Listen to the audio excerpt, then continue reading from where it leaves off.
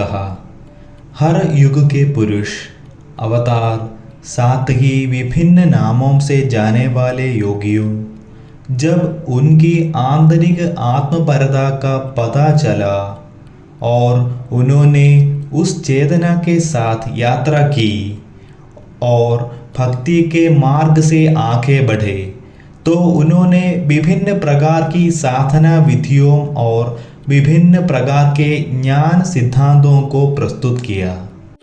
यह सब प्रत्येक के पिछले जन्म की यात्रा से संबंधित है।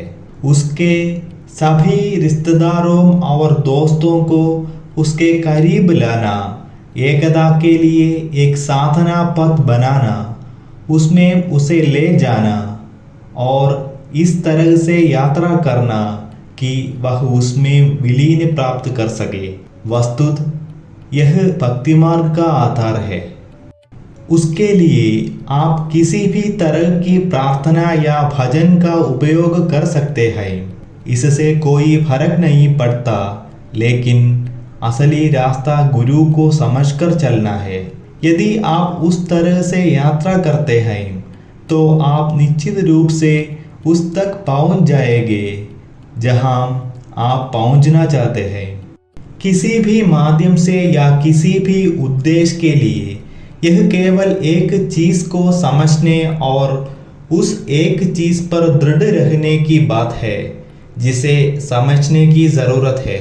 इसमें यात्रा करते समय इस संसार की किसी भी साधना के साधन का उपयोग करने में कोई दिक्कत नहीं है, चाहे वह मन की प्रसन्नता के लिए आंसू बहाना हो, चाहे वह भजन हो, चाहे वह कोई अन्य वस्तु हो, चाहे वह योग विद्या हो, चाहे वह कुछ भी न हो।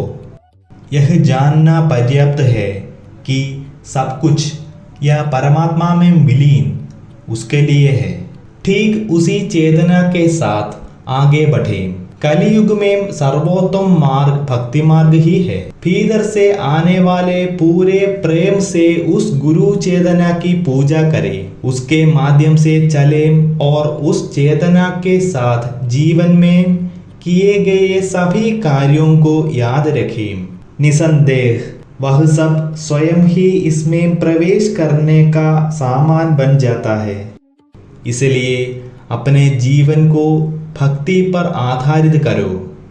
सदैव उस गुरु भाव की पूजा करो जो आत्मस्वरूप है। गुरु ने कहा कि आगे भी चर्चा जारी रहेगी।